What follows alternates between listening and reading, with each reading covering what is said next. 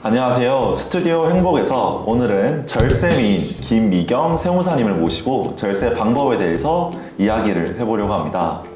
네, 안녕하세요. 오늘 이제 1일 MC를 맡은 성균. 신승민입니다. 안녕하세요, 변호사님. 저희도 보내주세요. 안녕하세요. 김미경 세무사입니다. 네.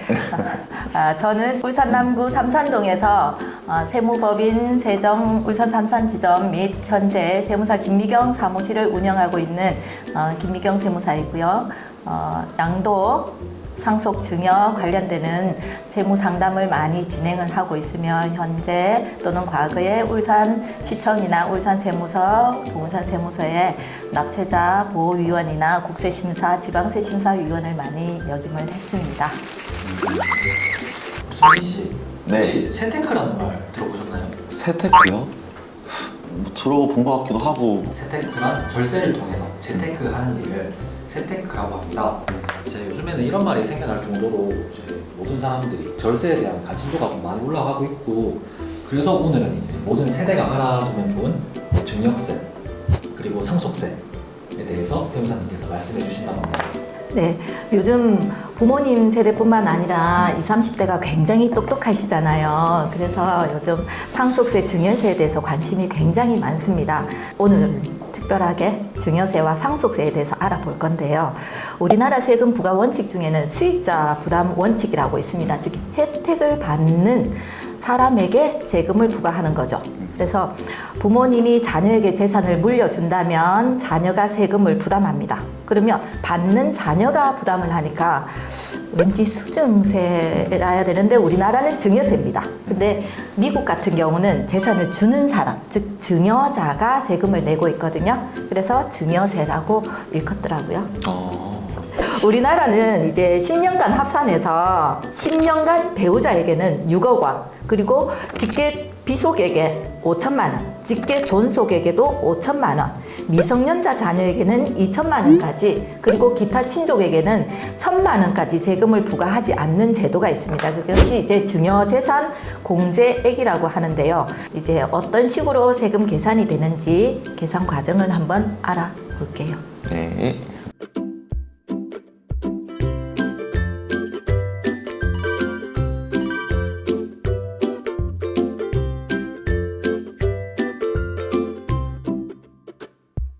그럼 방금 세무사님께서 그 미성년자는 그 2천만 원까지 공제가 가능하다고 하셨는데, 그 여기서 미성년자는 몇 살을 말하는 걸까요? 혹시 아시나요? 알 것 같은데? 혹시 네. 주민등록증 나오는 18세 아니면은 네. 대학교 들어간 20살 아니면 그 주민등록증은 고등학교 2학년 18세에 나오는데 그 정답은 만 19세입니다. 그 주민등록상 19세의 생일이 지나는 날을 의미합니다. 그럼 18세도 아니고 20세도 아니고 그래, 다 틀렸네요.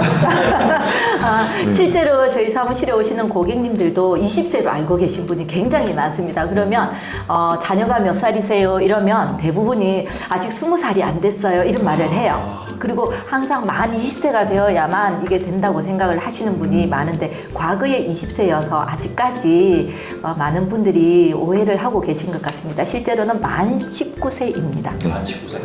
네. 증여를 하면 좋은 점이 뭐가 있을까요?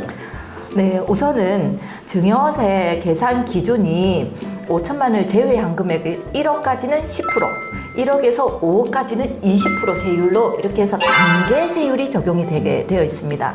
그래서 만약에 2억을 증여를 하고 10년 후에 다시 2억 원을 증여를 한다면 세금이 2천만 원 더하기 2천만 원, 총 4천만 원이 나오는데, 만약 한꺼번에 4억 원을 증여를 한다면 세금이 6천만 원 나옵니다. 즉 분할해서 증여를 하는 것이 2천만 원 더 절세가 되는 거죠.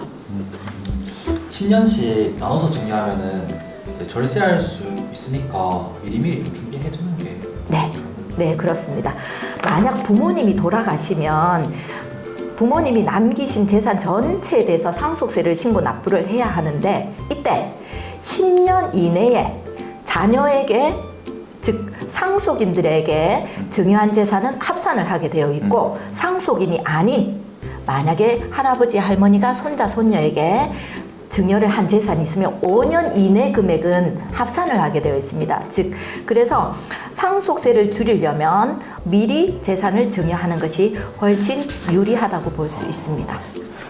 그리고 그 방금 할아버지 할머니 말씀을 하셨는데 그 할아버지 할머니가 그 손녀에게 증여를 한다면 혹시 뭐 다른 차이점이 있을까요? 할아버지 할머니는 손자 손녀에게 재산을 줄 수 없느냐 이런 얘기를 많이 하시거든요. 그렇지가 않고 재산을 증여할 수 있습니다. 단 부모님 세대를 건너뛰고 재산을 증여하였기 때문에 세대 할증과세라고 해서 재산 공제에 대해서는 동일하게 적용을 하고 세금은 30% 할증해서 납부를 하면 됩니다. 30%. 지금까지 미리 증여하는 부분에 대해서 설명해 주셨는데 미리 증여하는 거 외에 다른 방법으로 절세할 수 있는 방법이 어떤 게 있을까요? 우선은 현재 우리나라 종합소득세법에 이자와 배당 같은 경우 2천만 원 이상일 때는 금융소득 합성과세라는 제도가 있습니다. 그래서 은행에서 이자를 받을 때 15.4% 원천 징수되잖아요. 네. 은행에 근무를 하시니까 잘 아실 겁니다. 그런데 그 금액이 2천만 원이 넘으면 사업소득이나 다른 소득이 있는 근로소득이 특히 많이 있으시죠. 그러면 이 이자 소득에 대해서 다른 소득과 합산해서 재정산 업무를 해야 됩니다. 만약에 재산을 미리 배분을 해놨다면 신협이나 축협, 지역농협 같은 상호금융은 3천만 원까지는 비과세 제도가 있기 때문에 이것 또한 소득세 절세 혜택을 볼 수가 있는 겁니다. 상호금융에 3천만 원까지 증여해서 비과세를 혜택을 보고 나머지 금액을 보통예금으로 가입을 하면 또 종합소득금융과세를 피할 수 있기 때문에 여러모로 절세 혜택을 볼 수가 있겠지요. 혹시 우리 울산행복신협의 비과세 상품이 궁금하시다면 여기 아래에 나와 있는 번호로 전화 주시면 우리 친절한 직원들이 상담을 해드릴 겁니다. 만약에 그 연간 소득이 2천만 원 이상인 경우에는 또 지역 건강보험료가 부과가 되거든요. 그래서 만약 다른 재산이나 연금, 부동산 임대 등이 있으면 소득이 2천만 원 이상이 아니더라도 지역 건강보험료 부과가 될 확률이 높습니다. 그래서 여러 가지 내용을 종합해서 자산을 자녀나 배우자에게 증여해서 배분하면 증여세, 그리고 미래의 상속세, 금융소득 종합과세, 지역건강보험료 등에서 많은 비용을 절감할 수가 있을 겁니다. 그래서 미리 전략적으로 준비해서 절세를 하시면 좋을 것 같습니다. 오늘 증여세, 상속세에 대해서 우리 울산행복신협 조합원 분들과 또 임직원분들이 질문을 몇 가지 준비했거든요. 간단하게 그래서 질문에 대해 답하는 시간을 가져보려고 합니다. 그 첫 번째 질문으로 아마 이 부분에 궁금하신 분들이 많을 것 같은데요. 그 부양 의무가 있는 직계 존비속, 가족에게 지급하는 생활비, 용돈 등의 경우 사회 통념상 인정되는 금액은 증여로 보지 않는다는데 이 금액 기준이 대략적으로 얼마인지, 그리고 혹시 통장에 생활비, 용돈 이렇게 메모를 기입하여 보냈을 때 증여를 본다는 이야기도 있어서 이 부분이 정확하게 어떻게 되는지 궁금하다고 질문을 해주셨습니다. 네, 저는 이 질문에 대해서 금액, 용돈 여기에 매몰되지 않았으면 좋겠어요. 금액과 용돈이라는 것은 실제 증여성인지 아니면 말씀 그대로 그냥 부양의 의무인지가 중요할 것 같습니다. 그래서 만약에 그 사회통념상 인정되는 금액 이러면 실제 지출되는 비용인데 자녀가 경제활동을 아주 활발하게 하고 있어요. 그러면 특별하게 부모님이 지원해 줄 필요가 없는 거예요. 그런데 돈을 많이 지불을 해줘요. 그러면 증여로 볼 확률이 높을 것이고, 미성년자 또는 대학생 아직 직장 생활을 하기 전에 자녀의 생활비 또는 임대료, 용돈, 교육비, 학원비 이런 것들은 저희가 한 200~300만 원씩까지 지급을 해도 서울의 수도권에 생활할 때 비용이 많이 들잖아요. 그렇죠. 그런 거는 특별하게 증여성에 문제가 안 생기는 걸로 보여지고요. 용돈으로 기입한다 또는 생활비다, 구체적으로 적요를 어떻게 쓴다, 여기에 너무 집중은 안 하셔도 될 것 같습니다. 실제로 상속이 이루어지잖아요. 그러면 제가 10년 이내 거래는 많이 밝혀요, 국가에서. 그렇게 봤을 때 자녀와 즉 상속인과 피상속인 간에 돌아가신 분 간에 금융거래를 조회를 해봐요, 국가가. 그러면 각각 소명을 하라고 합니다. 그럴 때는 한 300만 원, 500만 원 이 정도 선이면 소명을 하라고 할 때가 있습니다. 그런데 그 자녀들이 이미 성인이고 직장 생활을 하는 분일 때지 미성년자 자녀, 어린 자녀, 그다음 생활비, 교육비 이런 것들은 금액이 고액이 나가더라도 특별하게 소명하라는 말은 없는 것 같습니다. 상황을 조금 더 중요하게. 그렇죠. 상황이 중요하다는 거죠. 정답입니다. 요즘에 그 자녀들이 타지로 좀 가는 경우가 많다 보니까 이제 월세 내기가 좀 빠듯하고 하니까 전세 보증금 같은 경우에 이제 부모님들이 대신 지급해 주는 경우가 많잖아요. 근데 이제 전세 계약 기간이 끝나고 나서 이제 뭐 몇 년 뒤에 자녀 개인 자금은 부모에게 다시 반환됐을 때 네. 이게 또 증여세 대상이 되나요? 자녀가 열심히 직장 생활을 해서 갚았어요. 엄청 뿌듯할 것 같아요. 갚는다면. 네, 갚는다면. 갚는다면. 그래서 이런 경우도 상황이 중요하다는 거죠. 실제 부모님이 사회초년생이니까 돈이 없을 거 아닙니까? 어떻게 직장 생활을 해요? 국가를 위해서 납세 의무도 지고 등등 좋은 일을 하는데, 네, 그래서 부모가 선지급을 하고 몇 년 후에 돈을 벌어서 갚는다. 저는 증여로 안 본다고 보시고, 이거는 적극적인 소명을 해서 진짜 빌려주고 실제 그 돈을 갚는 경우는 증여로 안 보는 경우가 많았습니다. 그런데 그게 아니라 형식적으로 빌려주고 나중에 갚는데 해서 뒤로 돌려서 뭐 형식적인 거는 인지 못 받겠죠.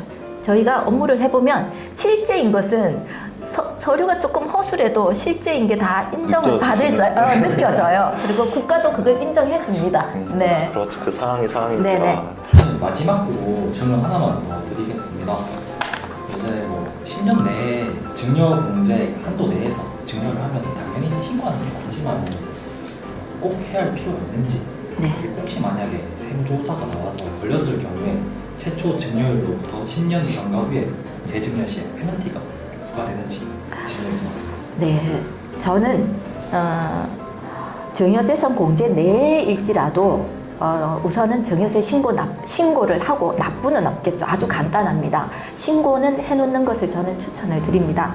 이유는 만약에 그냥 단순하게 예금이면 괜찮은데 예금이 아니라 주식 또는 부동산 같은 경우 처음에 불입하고 주식을 사고 또는 부동산을 매입할 때 금액은 소액일 수 있는데 그 금액이 추후에 급등하는 가격이 자산 가격이 급등을 하면 현재 증여세 신고 납부를 안 해놨다면 추후에 급등한 자산 가격 기준으로 증여세 문제가 생길 여지도 있습니다.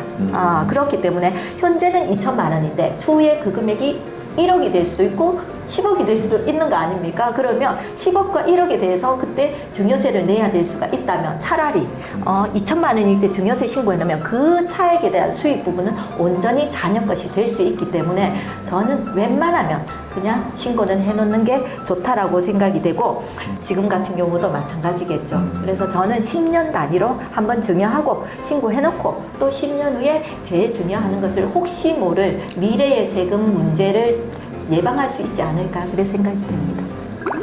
오늘은 절세미인 김미경 세무사님과 함께 증여세에 관한 절세안에 대해 이야기를 나누면서 꿀팁들을 많이 얻었는데요. 네, 오늘 말씀해주신 절세안 외에 궁금하신 사항들이 있다면 그 아래 김미경 세무사님 연락 주시면 더 친절하게 상담해 드릴 겁니다. 오늘부터 스튜디오 행복 구독자님들과 조합원님들도 오늘 알려드린 꿀팁 잘 챙겨서 부자 되세요.